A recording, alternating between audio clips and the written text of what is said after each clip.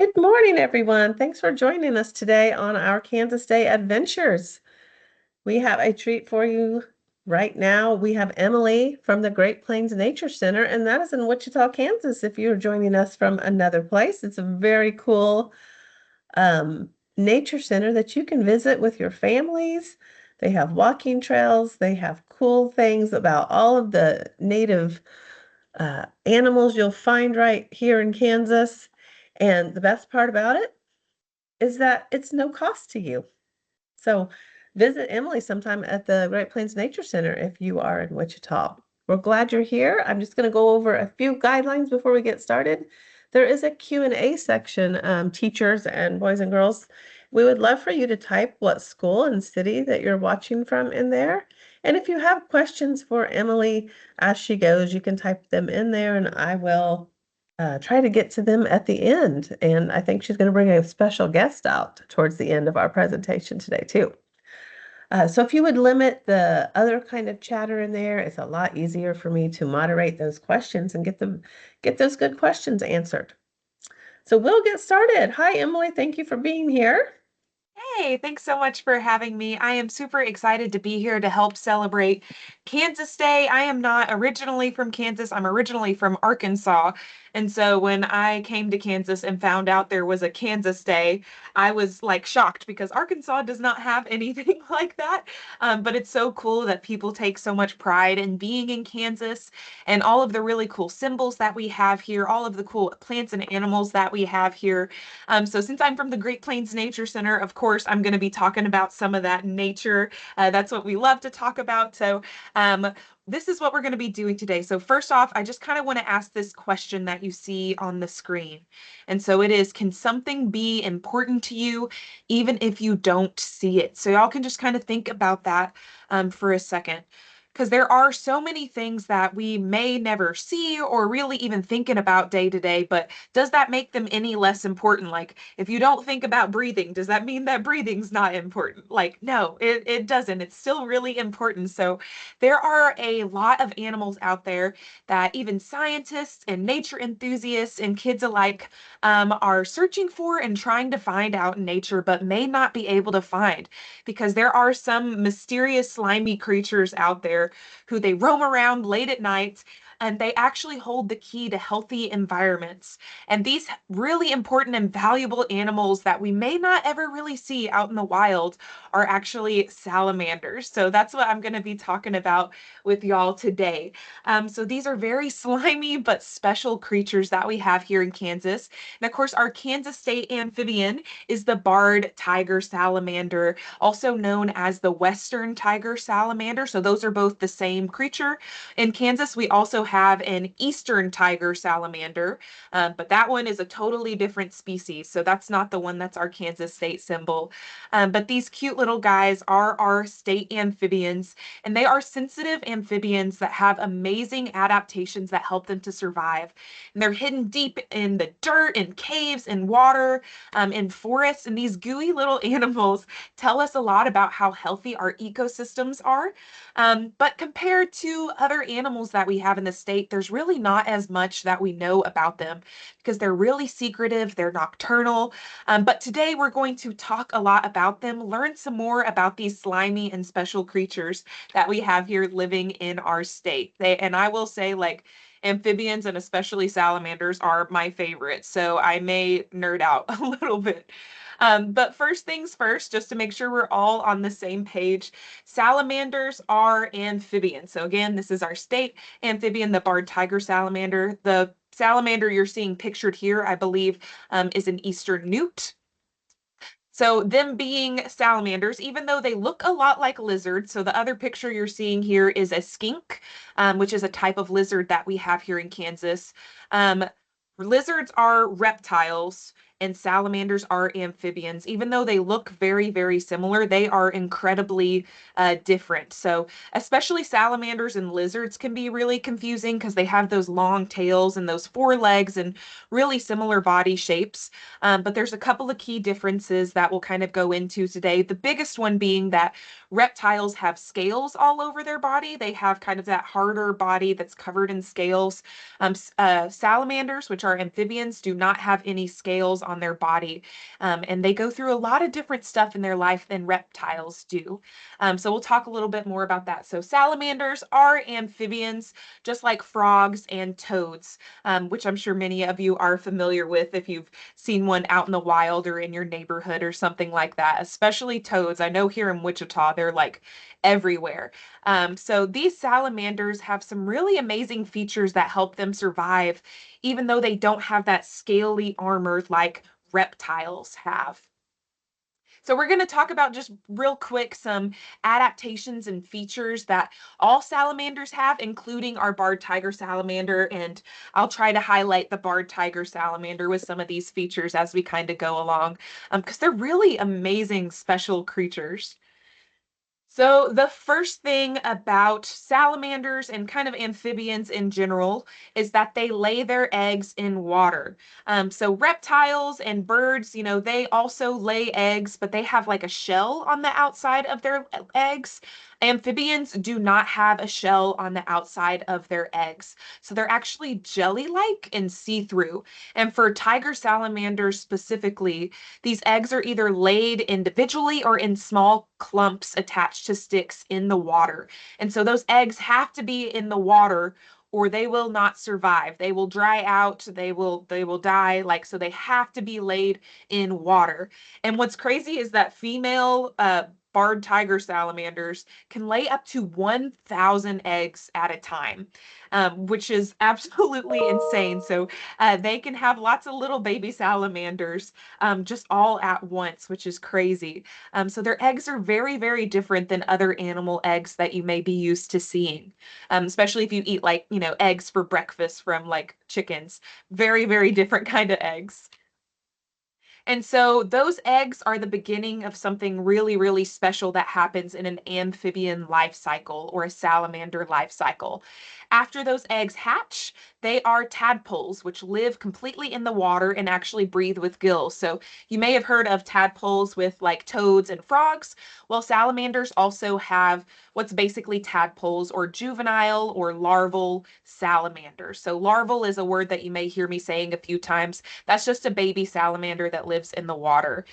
So they actually do have those gills that help them to breathe underwater. So on frogs, you can't see the gills, but in this diagram that you see of the salamander, you can see those feathery gills on the sides of their head. So that's what they're actually breathing with underwater. They also have a paddle-like tail that helps them to be able to swim in the water whenever they are in their larval form. And they change over time, as you can see in this little circle diagram. And of course, that is called metamorphosis. And so it's when they have these different distinct changes that they go through as they grow up. So you can see the eggs, the larva, and then the adult, which is completely different. And when they are an adult, they have lungs and breathe air just like we do.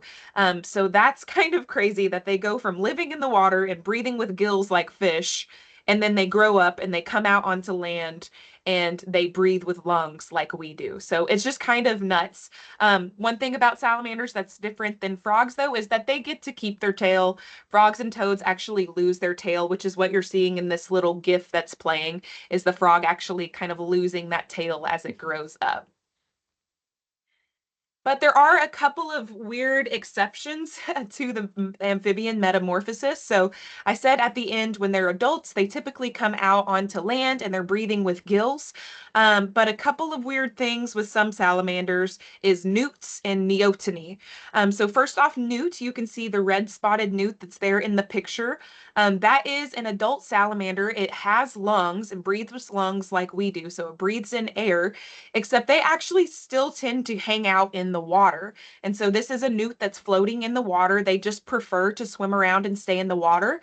And they'll just come up for air whenever they need it. But pretty much their whole life as adults, they're going to be in the water. And then neoteny, which is a really weird word. You may be kind of familiar with neoteny without realizing it if you've ever seen or heard of an axolotl, which I think a lot of people have.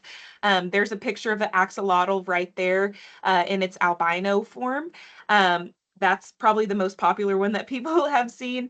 And those are neotenic or salamanders that go through neoteny. And basically what that means is that they still look like a baby salamander or a larval salamander, even though they're an adult. So it still has those gills that larval salamanders have. So usually that's just a baby salamander thing, but axolotls as adults have that too. And so that means they have gone through neoteny and they just stay in the water their whole lives. Tiger salamanders can actually do that too. It's not just an axolotl thing. Some tiger salamanders, if it's too dry on land and they just want to stay in the water or maybe don't have access to the land for some reason, they will actually stay in the water and stay in that larval form, go through neoteny, and just live the rest of their life underwater. So that's something that can actually happen with tiger salamanders too, which is pretty neat. Another really cool adaptation or something that helps an animal to be able to survive in their habitat is the way that salamanders breathe and drink. So like I said earlier, adult salamanders, they typically breathe with lungs, which we're all pretty familiar with since we do it every day.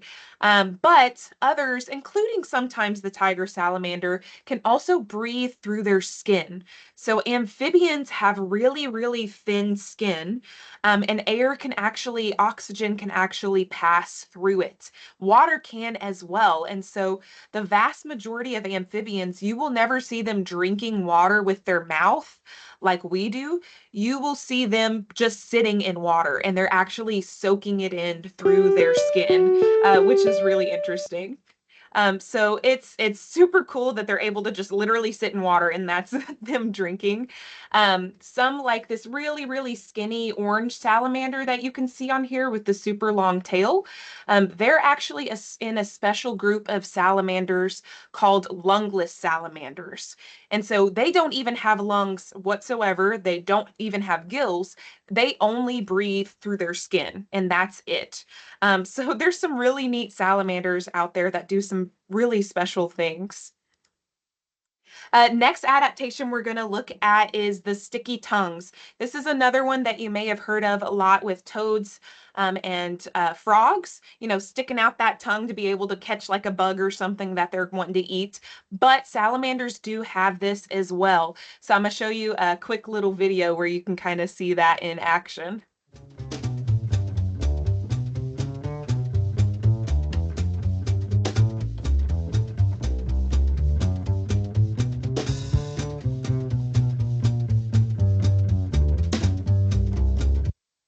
So it's really, really fast, but they just stick that tongue out there. It catches that cricket because they love to eat bugs. That's what salamanders' favorite kind of food is lots and lots of bugs. And then they've got that meal. So that sticky tongue is really helpful for them to be able to survive because salamanders are not fast creatures. They have very short little legs. So they're very slow moving, especially since they're cold-blooded. They don't get super speedy. But that fast tongue that can reach out in the blink of an eye helps them to be able to eat food that may be a little faster than them. So there is also for our barred tiger salamander, kind of a different way that they use that sticky tongue. So we're going to check that out in this video too. With a face and mouth like a Muppet, some might think this barred tiger salamander is cute, but to insect passersby, that mouth is deadly. This salamander, with enough camouflage markings on its body to almost blend into the surrounding foliage to an unsuspecting passing insect, can quietly stalk and wait for the moment. With a quick opening of the mouth, it captures its prey. And with another quick opening and gulp, it then swallows its victims. That video always cracks me up because barred tiger salamanders just kind of look like Muppets and they have that really big smile. But that big mouth is for a reason. It's to help them to eat lots and lots of bugs. So they don't use that sticky tongue in the same way as some other smaller salamanders do. So it doesn't like flick out and grab something for them. but instead they use their big mouths and just kind of lunge towards something. But that sticky tongue helps them keep their food in their mouth, because salamanders and most amphibians actually don't have any teeth. So they can't use teeth to be able to hold on to their food. Instead, it's that sticky, slimy tongue that helps them to be able to hold on to their food. And then they just swallow it whole once they've got it all in their mouth. And then, of course, like the title of our presentation says, salamanders are slimy. And that actually is another adaptation that helps them to be able to survive in the different habitats that they live in. So not only do they have that really thin skin that they can breathe and drink with, but there's also this slime, this mucus that's covering their skin, and it helps keep their skin moist so that they don't dry out. Because if an amphibian is dry, it is not going to survive. So the sliminess of their skin is actually what helps salamanders to be able to breathe and drink through their skin. And that slime can also help protect them from bacterial infections and mold. It can make it easier for them to swim if they're an aquatic salamander. And most salamanders actually are a little bit toxic, or some are very, very toxic. And so it is some of that slime that actually holds that toxins, that poison, that helps keep predators from wanting to eat them because they just taste really, really bad. That does not mean necessarily that they're poisonous to humans, but if anyone has questions about that, I can kind of talk more about that later. And so there are just so many different kinds of salamanders, not only our barred tiger salamander, but just a bunch of them that I kind of want to look at really quickly, and then we'll focus more on the barred tiger salamander. But this is a very diverse group, and there's lots of different little slimy guys that we can kind of look at around the world and in Kansas. So first off, there are some really, really big salamanders out there. So this is the Chinese giant salamander. It is the biggest salamander in the world. It is unfortunately critically endangered, but the biggest specimen that was ever found of one of these was almost 6 feet long. So about the height of an adult man, and then 130 pounds. So these are absolutely massive salamanders. In the US, we do have some kind of giant salamanders, but they're much smaller than this. They're called hellbenders, and the biggest is usually about 2.5 feet long. But I love seeing that little picture with the salamander hand in the guy's hand. I just think that's so cool to see how big they are. Now, the barred tiger salamander, or the western tiger salamander, isn't the biggest salamander in the world, but it is the biggest land salamander. So there's some salamanders, again, that are aquatic. They live in the water their whole life. And there's some that are terrestrial or live on land their whole life. And so the barred tiger salamander is actually the biggest land salamander. They're just pretty chunky too, but they can be up to a foot long, including that tail that you can kind of see here in this picture. So they are really, really big for a salamander that lives on the land. There are some very, very small salamanders in our world too. So this is a Thorius salamander, and you can kind of see it next to this little peso. These are only 2 centimeters long, which is less than an inch, which is kind of crazy that there's a salamander that can be that tiny. So this is one of those lungless salamanders that only breathes through their skin. Then there are some really, really brightly colored salamanders that we have around the world too. So here's a fire salamander and an eastern newt. We do have eastern newts in eastern Kansas. And usually that brightness has to do with toxicity. It has to do with them being poisonous. So basically those are warning colors, kind of like you may see on, oh, something like a coral snake or even a bee that has those black and yellow stripes. That is to let other animals know, hey, like you don't want to mess with me. I'm poisonous. And so you may actually realize too that the fire salamander that's in this picture has really similar colors to our barred tiger salamander, our state amphibian. And so tiger salamanders, like pretty much all salamanders are technically poisonous, but that does not mean that they are dangerous to humans. They are not poisonous to us. Their poison works on smaller creatures that would try to eat them. And it's not like a poison that really kills, it's a poison that just tastes really, really gross and makes animals want to spit them out. So that's really all that is. It's meant for much, much smaller creatures, but they are technically poisonous, which is why you can see those warning colors all over that tiger salamander. And then other salamanders are heavily camouflaged. So you can see in this picture a mole salamander and a Mount Lyell salamander that just blends in with the habitat that it lives in. So that's what helps it survive.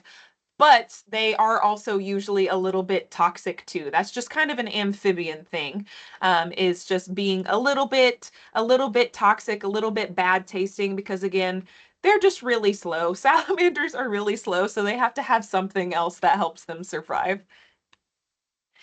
Then again, we have salamanders that live in the water. So here's a couple that live in the water. Again, there's those newts and axolotls. This is a wild type axolotl, so what they actually look like whenever they're living in Mexico in the wild. And then there are many salamanders that live on the land. These are both Kansas species that you saw in our videos earlier, our barred tiger salamander, and then a cave salamander, which you can find way, way, way in southeast Kansas. They're very, very hard to find, and they just live in caves, as the name says. But when salamanders are on land, since they are amphibians, they have to stay moist. They have to stay kind of close to water, or they can dry out and that will kill them. And so it's really weird with especially our barred tiger salamanders. Barred tiger salamanders live in the prairies of Kansas. We have them pretty much in the western 2/3 of Kansas, so most of the state, where it's really, really dry. And a lot of times there's not always water around. And so it's really cool that we have this salamander in western Kansas. It's the only species of salamander that you can find in western Kansas. And they live in these really dry grasslands. But that's part of why you don't really see them very often. Not because they're not there, but because since they're living in these really dry places, they have to hide underground where there's a lot more moisture and it's darker and they won't dry out. So they are nocturnal, so they only really come out at night. And they are also something called fossorial, which means that they dig and hide underground. So a lot of times they're actually hanging out in prairie dog burrows. So prairie dogs make a ton of tunnels underneath the ground. So here's a little picture that you can see of a barred tiger salamander that's actually hiding inside of one of those prairie dog burrows, making sure that it has plenty of moisture to be able to survive. And to kind of get close to finishing out talking about these really cool creatures, and then we'll look at the barred tiger salamander. Just why are they even important?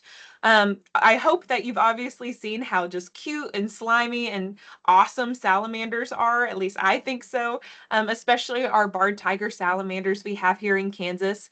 But at the end of the day, are they important? Do we need to have them out in our ecosystems?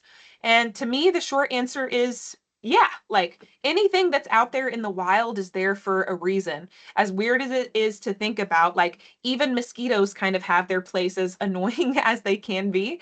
They're a really important food source for a lot of other animals. And so salamanders can be kind of important in that same way as well. But if you need a little bit more convincing than that for why they're important, I do have a couple of reasons. So one is they are insectivorous, which means they eat insects. They are avid bug eaters, and I always appreciate any animal that eats a lot of bugs, because that just helps maintain balance in our ecosystems. And so salamanders are really, really great for maintaining that balance in our ecosystems we have here in Kansas, especially our barred tiger salamander. And then on the opposite side of that, salamanders also get eaten a lot. There are a lot of salamanders hiding all over the place.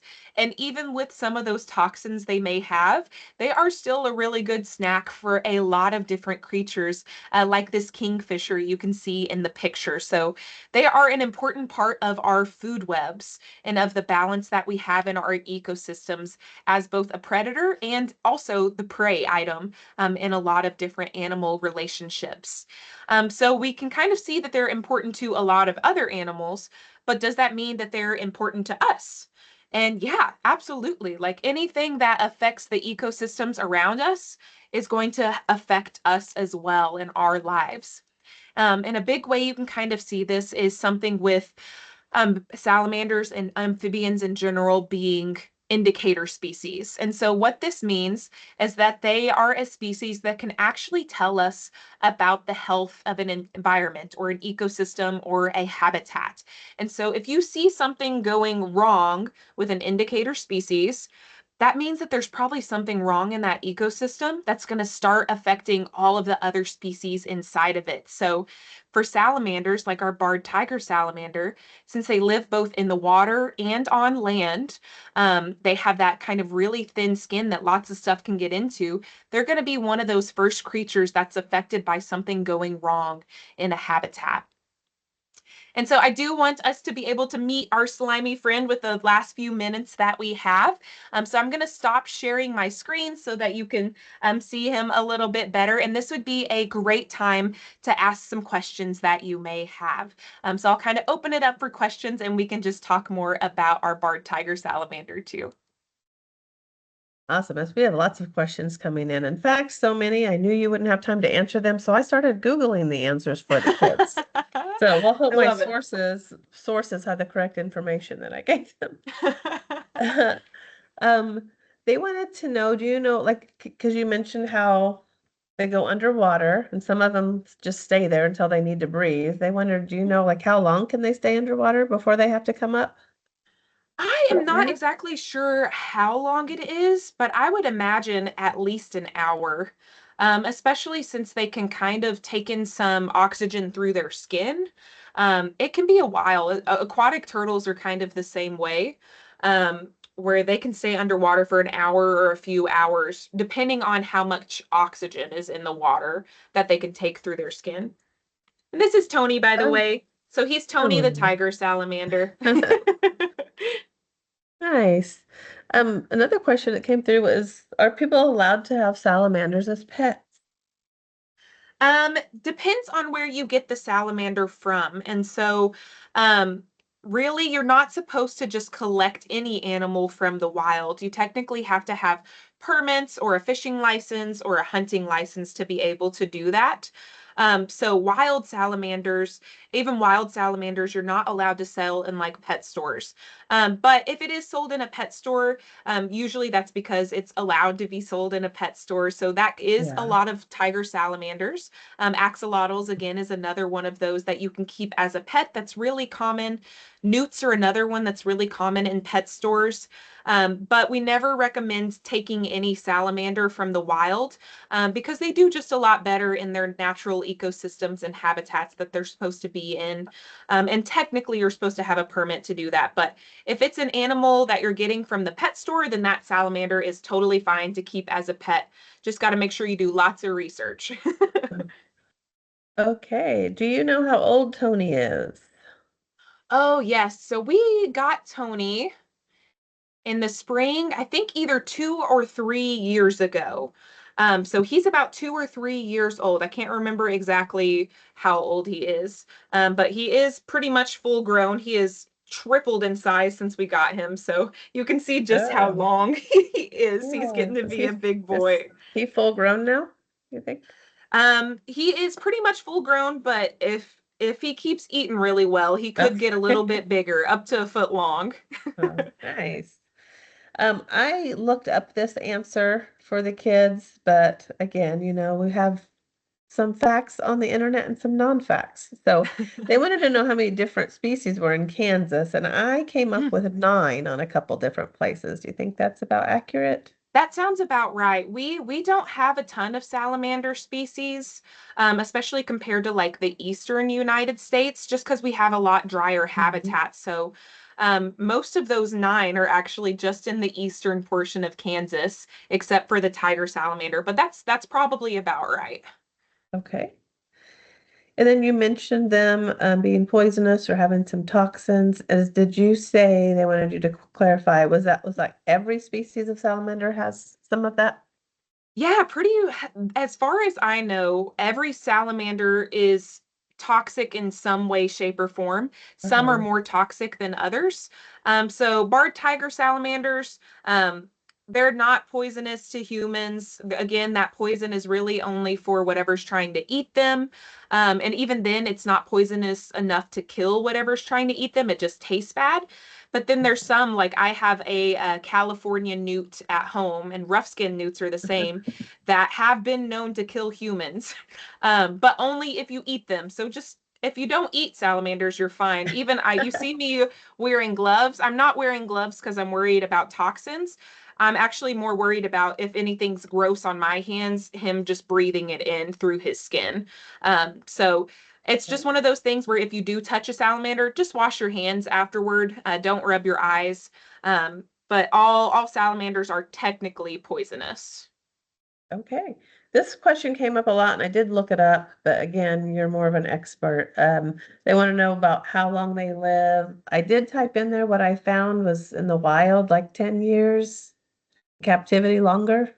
Yes, yeah, that's pretty So, much it. They can live for a while in the wild compared to other salamanders, mainly just because they're so good at hiding.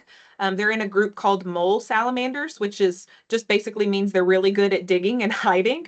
And in captivity, yeah, sometimes it can be 15 to 20 years, depending on how well you take care of them.